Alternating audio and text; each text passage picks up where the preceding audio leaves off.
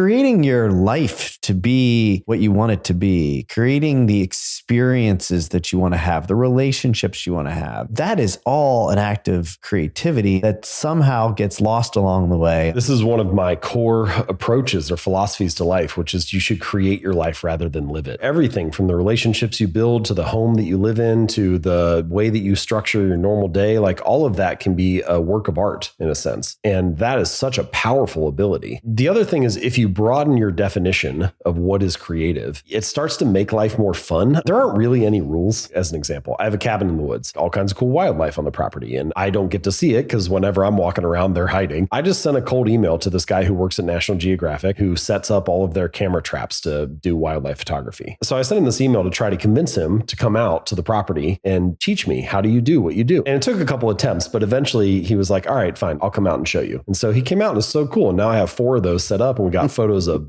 bobcats and raccoons and turkeys and all kinds of stuff. I use that kind of approach all the time in life. I feel like most people just sort of assume that something like that is kind of out of reach, but there are no rules. So I just emailed the person who does that thing. And if you take that kind of thinking and apply it to every area of life, you would be stunned what you can come across and learn and build. There is no rule. It's just a story in your head. This is something that's hard to do. You just need to get over that little story and then all kinds of things open up.